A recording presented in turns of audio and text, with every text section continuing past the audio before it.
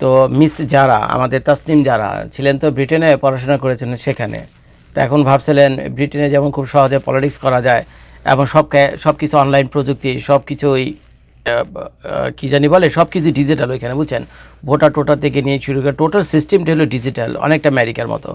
তো এখন সেই দেশে বহু বছর সে পড়াশোনা করছে, এখন ভাবছে বাংলাদেশে এসে পলিটিক্স করবে হয়তো বা বাংলাদেশে এরকম কিছু। এখন বাংলাদেশের এই যে আমলারা আছে বা বাংলাদেশে যে সরকারি দপ্তরগুলো আছে, অফিস আদালত যা কিছু আছে, সেখানে যে কি বিশৃঙ্খলা, কি হজবরল কাহিনী, সে তো আর সে জানে না ভাই, সে তো আর যে জানে না।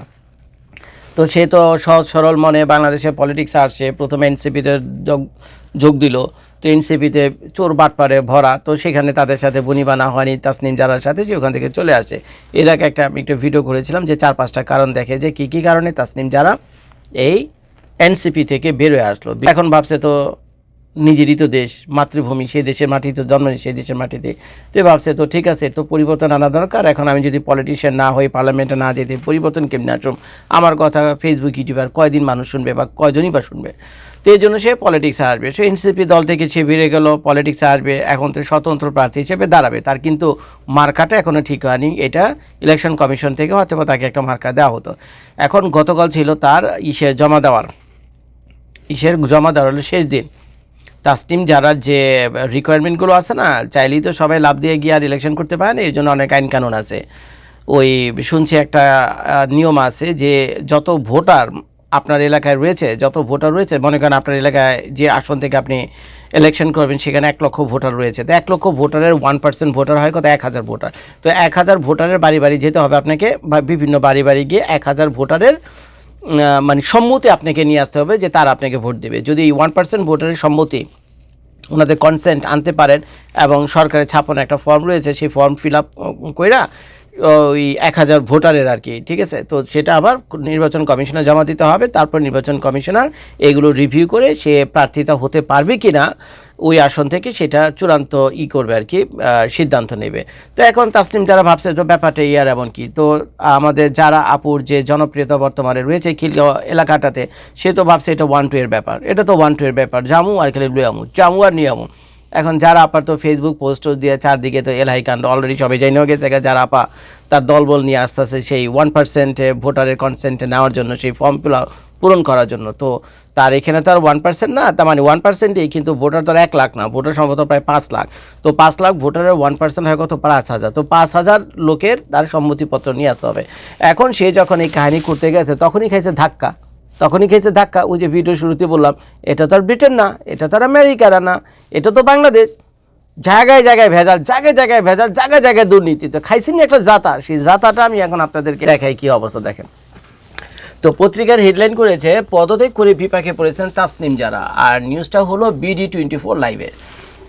আমি পরিশোনায় আপনারা একটু থাকেন আমার সাথে। এনসিপি থেকে পদত্যাগের পর স্বতন্ত্র প্রার্থী হিসেবে নির্বাচনে অংশ নিতে গিয়ে গুরুতর সংকটে পড়েছেন তাসনিম জারা। নির্বাচন বিধি অনুযায়ী প্রয়োজনীয় ভোটার সিরিয়াল নম্বর সংগ্রহ করতে না পারায় তার মনোনয়ন দাখিল অনিশ্চয়তার মুখে পড়েছে।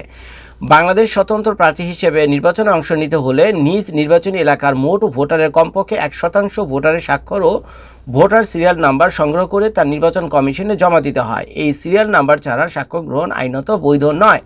তবে কেউ যদি আগে সংসদ সদস্য নির্বাচিত হয়ে থাকেন তাহলে এই 1% স্বাক্ষর শর্ত প্রযোজ্য হয় না। এছাড়া আয়কর রিটার্ন, সম্পদের বিবরণী এবং নির্ধারিত ফরম্যাটে ছবি এবং হলফনামা সহ অন্যান্য কাগজপত্র নির্বাচন কমিশনের নিয়ম অনুযায়ী জমা দিতে হয়। তাসনিম যারা জানান, তিনি গতকাল থেকেই তার নির্বাচনী এলাকা খিলগাঁও 9 এ স্বাক্ষর সংগ্রহ শুরু করেছেন। তবে আজ জানতে পারেন ভোটার সিরিয়াল নাম্বার না পাওয়ার জন্য যে 5টি অনুমোদিত পদ্ধতি রয়েছে এর একটিও বর্তমানে কার্যকর নয়। এখানে কি লিখছে আরেকবার পরিচয় নেই। তবে আজ সে জানতে পারেন ভোটার সিরিয়াল নাম্বার পাওয়ার জন্য যে 5টি অনুমোদিত পদ্ধতি রয়েছে একটিও বর্তমানে কার্যকর নয়। তো এখন তো বিভিন্ন রিকোয়ারমেন্ট রয়েছে, একটা হলো আয়কর রিটার্ন, তারপর একটা হলো সম্পদের বিবরণী, তারপর হলো নির্ধারিত ফরম্যাটের ছবি, এবং আরেকটা হলো হলফনামা, এবং লাস্টে যেটা রয়েছে সেটা হলো ভোটারের সিরিয়াল নাম্বার, বুঝছেন? এই ভোটার যারা কিনা ওই যে তাকে ভোট দেবে সে ফর্ম ফিল আপ করবে, সেখানে ভোটার সিরিয়াল নাম্বার সেখানে থাকতে হবে। এখন এই সিরিয়াল নাম্বার তো আর সেই ভোটার কার্ডে নাই, বুঝছেন? তো তিনি বলেন, মানে যারা বলেন ভোটার নম্বর ছাড়া স্বাক্ষর বৈধ হয় না, অথচ নির্বাচন কমিশন এমন একটা পরিস্থিতি তৈরি করেছে সেখানে যেখানে একটি উপায়েও ভোটার নম্বর পাওয়া যাচ্ছে না। তাহলে কি এই যে ভোটার সিরিয়াল নাম্বার আছে, সেই ভোটার সিরিয়াল নাম্বার জন্য তারা 5টা সিস্টেম চালু করছে, মানে পদ্ধতি আছে, ওয়ে আছে, যেটা দিয়ে আপনি এই ভোটার সিরিয়াল নাম্বার নিতে পারবে যে কেউ তার ভোটার আইডি দিয়ে। এর ভিতরে একটা হলো SMS এর মাধ্যমে, তারপরে হলো অনলাইন ওয়েবসাইটের মাধ্যমে, তারপরে কল সেন্টারের মাধ্যমে, তারপরে QR কোডের মাধ্যমে, তারপরে তো নির্ধারিত ডিজিটাল সেবার মাধ্যমে। তো এখন আমার মাথায় ঢুকে না, কিরে ভাই, একটা মানুষের ভোটার কার্ড আছে, তো ভোটার কার্ডের উপরে তো তার সিরিয়াল নাম্বারই আছে, তো ওই সিরিয়াল নাম্বারটাই তো তার ভোটের সিরিয়াল, এটি তো হয়। তাহলে আবার কি, ভোটার কার্ড আছে, নাম আছে, নিজের নাম আছে, বাপের নাম আছে, রেফারেন্স সবই আছে, আবার একটা ভোটার সিরিয়াল নাম্বার কি একটা দিয়েই তো সব হয়ে যায়। এই যে আমেরিকাতে আমরা যে ড্রাইভিং লাইসেন্সটা ব্যবহার করি, ড্রাইভিং লাইসেন্সের নাম্বারটি এই দেশে প্রত্যেকটা নাগরিকের হলো নাগরিক বা রেসিডেন্ট যারাই হোক না কেন, ড্রাইভিং লাইসেন্সের উপরে যে নাম্বারটা আছে ওইটি অল ইন অল, ওই একটা নাম্বার দিয়েই সবাইকে শনাক্ত করা যায়, আর দ্বিতীয় কোনো নাম্বারের প্রয়োজন হয় না। আর এই দেশের নাগরিকদের, জনগণকে বা বসবাসকারীকে আমেরিকার আর দ্বিতীয় কোনো নাম্বার দেওয়া নেই, ওই ড্রাইভিং লাইসেন্সের নাম্বার যা আছে ওইটি আইডি। তো ওইখানে গিয়ে এই মেয়েটা তো পড়ছে ভারী বিপদে, যারা এখন ওই 1% আনতে হলে তাকে 5,000 ওই ভোটারের কনসেন্ট নিতে হয়। এখন ভোটার তো সে পেয়ে গেছে, কিন্তু মজার ব্যাপার হলো যে ভোটার যে সিরিয়াল নাম্বার আছে, ভোটের সিরিয়াল নাম্বার, সেটা তো নিতে পারতেছে না। বলতেছে যে QR কোড যেটা দিছে ওইটা কাজ করতেছে না। কাজ করবে কেমনে, বাটপাড়ের দেশ, দুর্নীতি করে খায়া সব শেষ করে বলছে কিসে QR কোড কাজ করবে সেখানে।